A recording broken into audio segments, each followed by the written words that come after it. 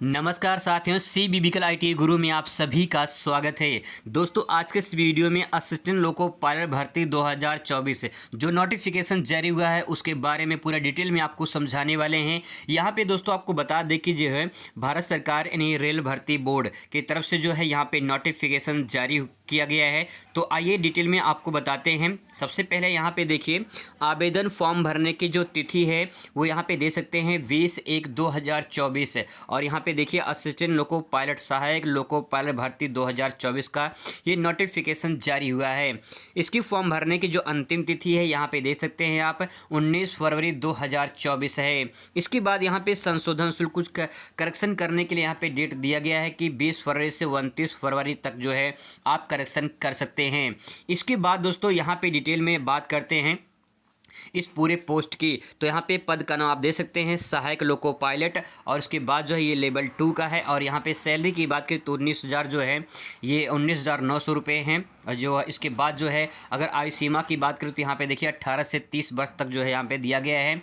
अगर कुल भर्ती की जो बात करें, कुल पद की बात करें तो 5,696 जो है पोस्ट हैं। लेकिन इसमें अगर बात करें जोन के अनुसार डिवाइड हो जाएगा तो आपका जो सीट जो पद आएगा वो जोन के हिसाब से जो है अलग अलग हो जाएगा।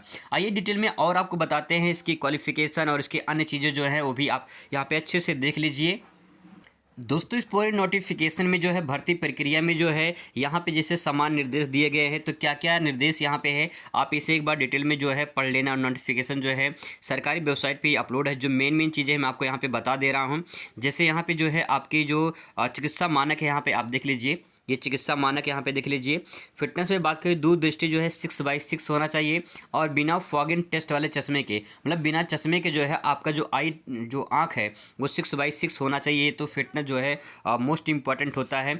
जो अगर जो है चश्मा लगाते हैं तो ये मान के चलिए कि जो है बहुत मुश्किल हो जाता है इसमें जो है। इसके बाद दोस्तों और बात करें इसमें जो है अन्य चीज़ें की, तो यहाँ पे नागरिकता के बारे में बात कही गई है।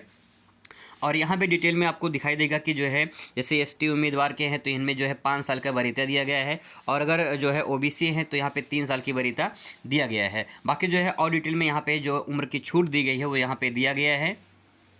आवेदन शुल्क की दोस्तों बात करें तो यहाँ पे देखिए दिया गया है 500 रुपये। ये 500 रुपये उनके लिए है, जैसे कि यहाँ पे देखिए सभी उम्मीदवार के लिए जो है क्रम संख्या 2 के नीचे निम्नलिखित यहाँ पे दिया गया है कि प्रथम चरण में सीबीटी में उपस्थित होने 500 रुपये का शुल्क जो है 400 रुपये जो है राशि बैंक को काट कर वापस कर दिया जाएगा। यानी जो है 400 रुपये जो है राशि वापस कर दिया जाएगा। यहाँ पे दिया गया है कि वापस कर दिया जाएगा। तो 500 रुपये शुल्क निर्धारित किया गया है।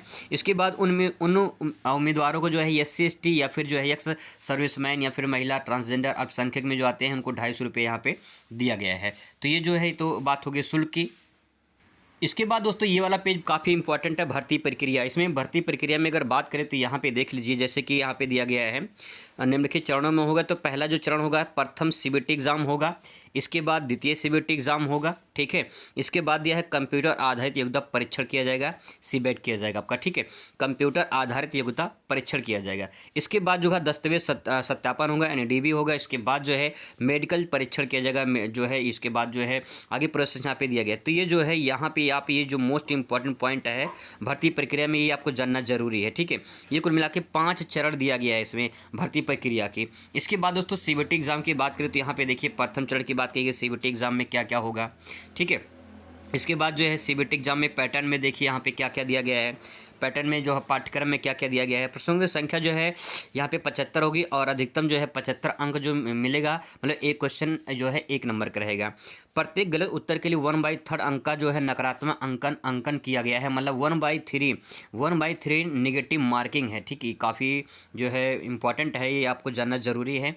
इसके बाद दिया गया है कि कई पालियों में आयोजित सीबीटी के लिए अंकों में नॉर्मलाइजेशन जो है इसकी प्रक्रिया भी यहाँ पे किया जाएगा।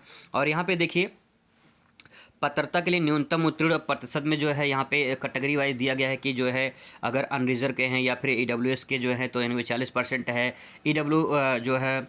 और जो है इसके बाद जो OBC में 30% है, SC ST में 30% है, ST में जो है 25% यहाँ पे दिया गया है। न्यूनतम आरक्षण मतलब कि यहाँ पे दिया गया न्यूनतम उत्तीर्ण प्रतिशत दिया गया है। अगर दोस्तों सिलेबस की बात करें तो यहाँ पे सिलेबस में देख लीजिए, यहाँ पे मैथ में पूछा है, गणित में क्या क्या पूछा जाएगा ये आप देख लीजिए। इसके बाद यहाँ पे रीजनिंग कुछ यहाँ पे दिया गया है, ठीक है। इसके बाद सामान्य विज्ञान से कुछ क्वेश्चन यहाँ पे दिए गए हैं और फिर यहाँ पे जीके संबंधी कुछ सवाल यहाँ पे दिए गए हैं। तो ये तो बात होगी सिलेबस की कि क्या क्या सिलेबस CBT 1 में आपका पूछा जाएगा। इसके बाद दोस्तों बात करेंगे CBT 2 में, जो आपका CBT 2 एग्ज़ाम होगा उसमें क्या क्या क्या पूछा जाएगा ये भी देख लीजिए। CBT जो एग्ज़ाम 2 होगा दोस्तों, इसमें देखिए पाठ्यक्रम की अगर दोस्तों बात करें तो यहाँ पे देखिए कुल अवधि जो है 2 घंटे का टाइम मिलेगा, 2 घंटे 30 मिनट का टाइम रहेगा, कुल 175 प्रश्न रहेंगे और जो है भाग 1 में 90 मिनट और जो है इसमें 100 प्रश्न ये दिया गया है। इसके बाद दोस्तों बात करें भाग बी में 60 मिनट रहेगा और 75 क्वेश्चन ये रहेगा। कुल मिला के जो है टोटल अगर बात किया जाए भाग 1 भाग 2 करके दिया गया है, 2 घंटे 30 मिनट का टाइम है, 175 कुल क्वेश्चन रहेंगे, भाग 1 और भाग बी इस प्रकार से यहाँ पे डिवाइड किया गया है।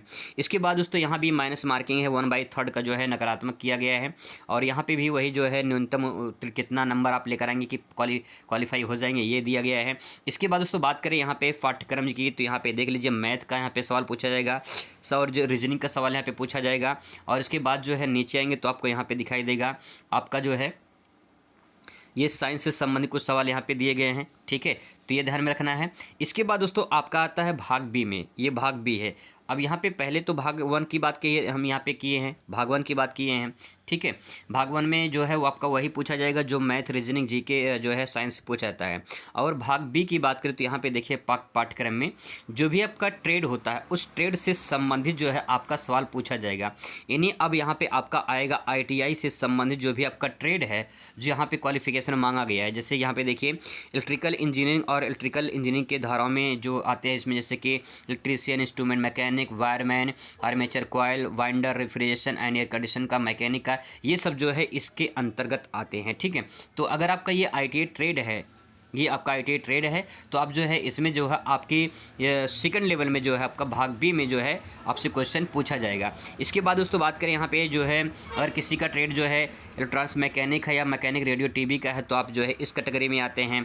और अगर आपका जो है मैकेनिकल ट्रेड है तो इसमें जो है fitter, mechanic motor vehicle, tractor mechanic, diesel mechanic, Turner, machinist, refrigeration and air conditioner mechanic, heat और जो है ये सब जो संबंधित जो है आपको इसमें आ जाएगा। इसके बाद ऑटोमोबाइल सेक्टर में बात करें तो यहाँ पे देखिए जैसे कि ट्रैक्टर मैकेनिक का है, मैकेनिक डीजल का है, हीट, रेफ्रिजरेशन, एयर कंडीशन में ये सब आ जाएगा इसमें। तो ये तो बात होगी आपका ट्रेड से सवाल भी पूछे जाते हैं तो ये काफ़ी इंपॉर्टेंट होगा आपका दूसरा पॉइंट, ठीक है। तो ये तो बात हुई क्वालिफिकेशन में कि क्या क्या क्वालिफिकेशन में आपका यहाँ पे मांगा गया है। इसके बाद आपका शुरू होता है कंप्यूटर आधारित योग्यता, CBET की बात शुरू होती है यहाँ पे।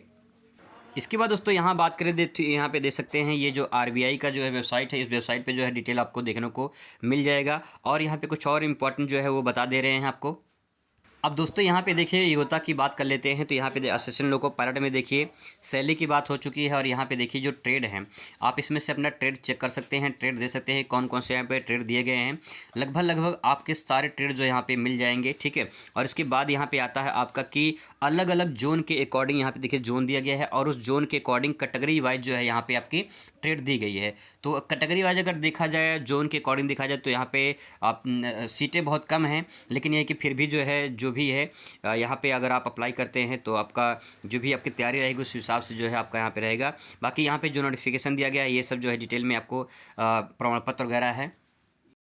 सरकारी रिजल्ट पे दोस्तों आप इसे देख सकते हैं, यहाँ पे मैं आपको दिखा दे रहा हूँ, यहाँ पे देख लीजिए, यहाँ पे पूरा डिटेल में दिया गया है। और इसके बाद जो है यहाँ पे क्वालिफ़िकेशन की बात यहाँ पे कही गई है और यहाँ पे जो पोस्ट है वो जो है अलग अलग जोन के अकॉर्डिंग यहाँ पे अलग अलग पोस्ट जोन के अकॉर्डिंग यहाँ पे दिया गया है। बाकी यहाँ पे नीचे आएंगे तो यहाँ पे आपको डिटेल मिल जाएगा, रजिस्ट्रेशन, डाउनलोड, नोटिफिकेशन और यहाँ पे सिलेबस जो है आप यहाँ से डाउनलोड कर सकते हैं सिलेबस भी और उसके बाद जो है अपनी तैयारी कर सकते हैं। मिलते हैं नेक्स्ट वीडियो में। Thanks for watching.